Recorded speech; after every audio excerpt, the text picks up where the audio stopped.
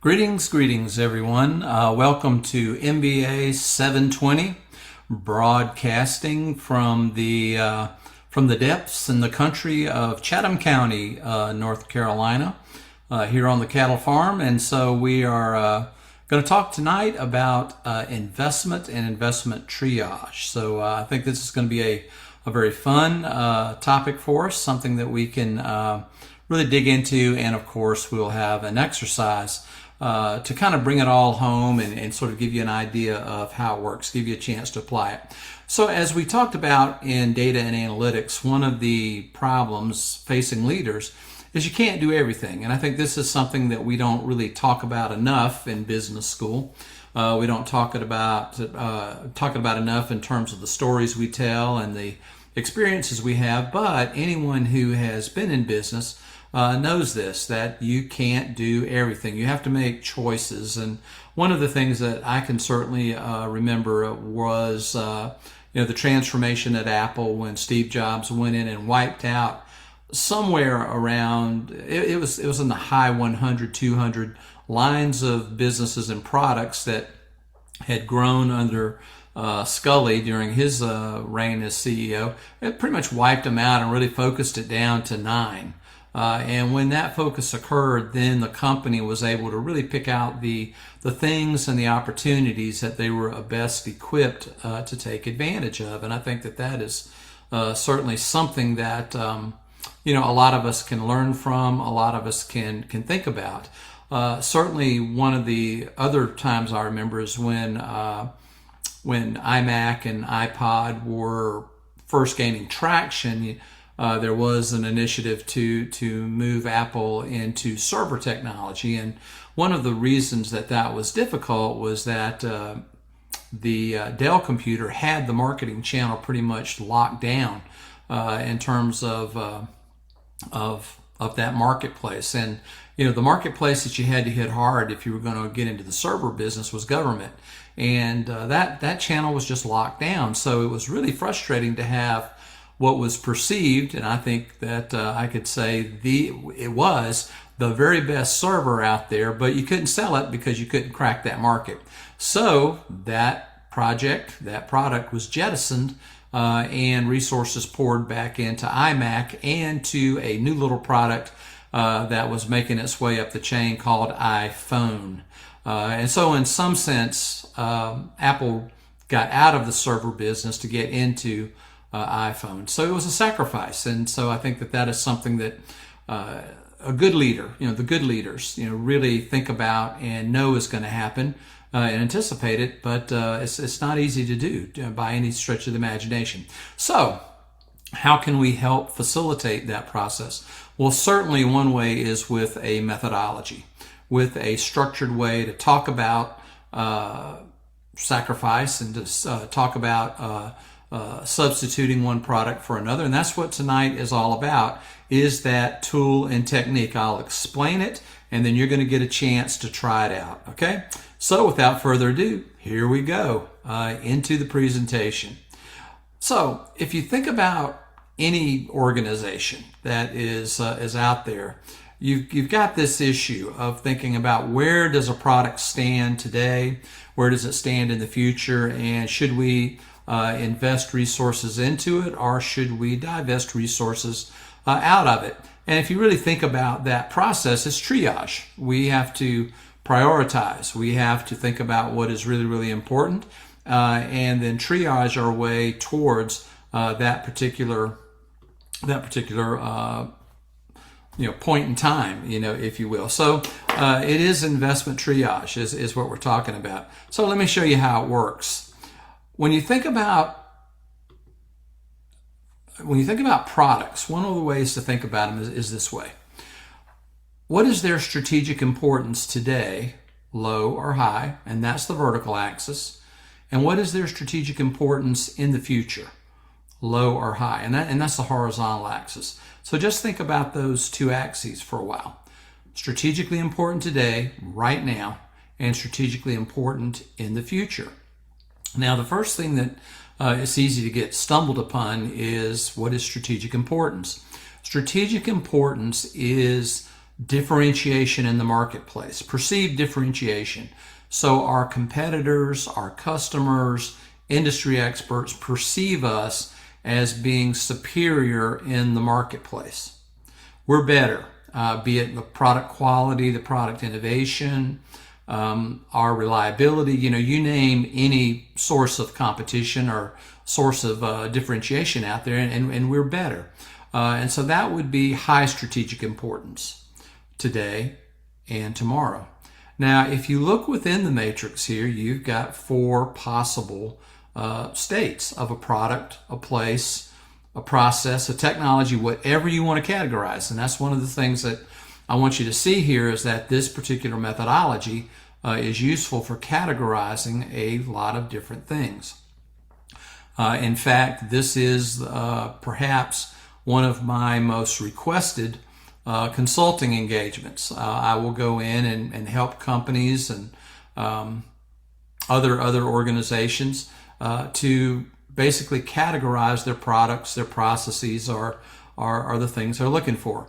I have used this with the Houston Astros, and we categorized baseball players in terms of strategic importance now and strategic importance in the future. That was difficult. Luckily, I didn't have to do all that categorization. I was there to present the technique and to sort of moderate, or what I would say probably more accurately, referee that process. I've used this with the Marine Corps. We will go in and look at different armament or different assets they have and put them in the matrix. Now, the name of the game here when you're trying to categorize is to get these products, processes, technologies, people, whatever you're trying to categorize, into the boxes so that you can better make investment decisions. And what you're trying to do is move money from the left to the right. So in that falling star legacy category, you're trying to take money, save money, and move that money to the right. So let's talk about each grid, and you'll see how this is done.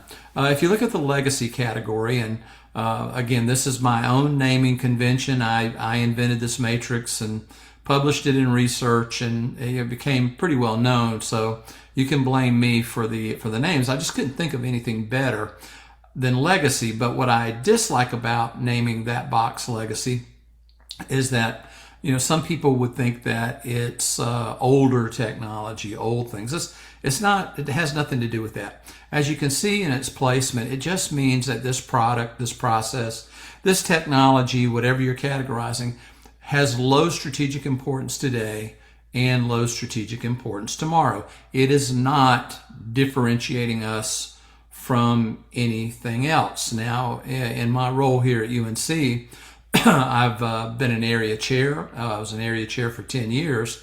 And what I would do is put faculty and courses in here, not for punitive measures or things like that, but just to kind of see where we stood in terms of courses and faculty.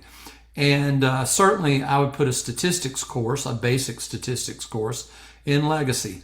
It is not going to differentiate us from Duke. It's not going to differentiate us from Virginia. It won't differentiate us from Michigan, but you've got to teach it. We certainly can't have an MBA program and have an absence of statistics. So it's a legacy type of course, but it's necessary. The same is true for many companies. They may have some legacy products that generate a lot of cash flow, but they don't necessarily differentiate you in the market. So when you look at a product that's a legacy, it's not something that you initially may look at as something to diversify from. It may be generating a lot of cash flow. However, there may be some legacy products or legacy processes or legacy technologies, whatever you want to categorize, that could exit the portfolio. The thing that's key here is that if we've got legacy stuff placed in the portfolio here, we don't want to pay big money for it. We want it to be fairly priced. Going back to working with baseball teams, many times they would have legacy type of baseball players that they were paying enormous salaries to. And this would really, really starve off the cash flow that you needed to move to the right to find those new ball players or those star ball players that might be able to get you into the playoffs, into the World Series. And so in professional sports, you see a lot of this. I mean, they're in desperate need of this, and I think that's why I sometimes get called on to help these teams with this. But it's very, very difficult sometimes to make those moves. So that's the legacy. The next one up is the falling star. Now notice this one's really tricky. It has high strategic importance today, but in the future, low strategic importance. This is a tricky one because we tend to overinvest in falling stars. And the reason that this is done is because it's important today. We're thinking short term. We're thinking that this may last forever. We may not recognize that the product, the process, the technology is starting to falter a little bit. And so we tend to overinvest in falling star. However, if we can invest in a falling star and move it to the right to the star category that we'll talk about in just a moment, then that might be when you invest. Is there some product feature? Is there some location dynamic? Is there something in marketing that we can add to a falling star to push it back to star? That might be a reason to invest in it. If we can't do any of those things, eventually what we want to do is let the falling star move down into legacy, again, saving that money and moving it to the right. So the next category, and I think this is the fun one to me, is low strategic importance today. So right now, this product, this process, this technology is not going to differentiate us in a meaningful way, not today, but in the future. This might be something that really, really helps us attain a competitive advantage. Now, one of the things certainly that comes to mind, in a technology is artificial intelligence, that might be the rising star. Certainly that's the way it's cast. For a lot of companies, this might be the technology we can adopt, add it to our products, and that is the next rising star. There's nothing wrong with thinking about that. But what's really interesting about the rising stars, we tend to underinvest in the rising star. So notice on that off diagonal, you have the falling stars, which you tend to overinvest in, and the rising stars where you underinvest. If you underinvest enough in a rising star, then it never makes its way to becoming a star. It'll just fall off the matrix. That's really, really dangerous when that happens. So what you're hoping is invest to build a star. And that's your final category here, the stars. This is what we really, really like. These are products and projects and initiatives that are going to require some resource, but they will deliver breakthrough performance. And if you think about the company you work for or companies you have worked for, you could certainly put their products and their value propositions into this matrix pretty easily. If you think about your MBA program, you may be able to put courses in there. Hint, hint, MBA 720 is a star, but hopefully it remains a star. But any case, you could put courses in there and start to think about that. Now, what's really interesting about that is certainly in business and MBA programs and on baseball teams, you expect to have some things in every quadrant. Again, what you're really looking at here is not trying to overpay for a falling star or a legacy. We don't want to be paying them star money or be treating them that way. We want to make sure that we're being good stewards of money and that we're not overpaying for that particular service out there. So again, what you're looking at here, let me kind of go back through the matrix here. What you're looking at here is to try to find where you're spending things. Where should we invest? Where are the rising stars that we need to move money over to the right and invest in and hopefully turn them into stars? Now, again, going back to my example that I began the broadcast with, certainly with Apple they, I think, invented a potential rising star in the Apple G3 server that basically was sacrificed for another rising star, the iPhone. And it was a good decision. So iPhone rises to the star. iPod certainly was a rising star, a falling star, went to a legacy, and was eventually exited from the portfolio. So this is, I think, the last innovation lap. This is the thing that managers have to do, and sometimes it's tricky, to identify the legacy, identify the falling star, identify the rising star, and then the star, and then make investment decisions accordingly. So what I thought would be fun for you is to give this a try. So I've sent a PowerPoint presentation to you in Canvas announcements. You can also find it under class exercises in Canvas, but you should be able to find it in the announcements. If you can't find it, just email me direct. And here is the exercise, Investment Triage. Now, here's what I want you to do. This is going to be an individual exercise. You'll do this on your own. When you finish it, what I want you to do is send it directly to me. And you can see my email address right there, al.segars@unc.edu. Do not deposit it on Canvas. Send it directly to me and I'll have a look. You can't be wrong. This is your opinion. This is how you feel about things. Now, what you're going to do is choose one of the 5 projects available to you. Now, in the slideshow is a quick reminder of how to do the exercise, what each one means. You're going to choose one of the projects. You're going to categorize the items into the matrix. You're also going to add a few of your own. Those are the orange tiles. Just click them and add some of your own. List some observations, things that you observe. Are the similarities? Are there, is the matrix unbalanced? Are there a lot of legacy and falling stars and not many rising stars and stars? Or is the opposite true? Just some general observations and maybe just some recommendations about what you might do as a leader. So let's take a look at the projects. Project number 1, sports and sports teams.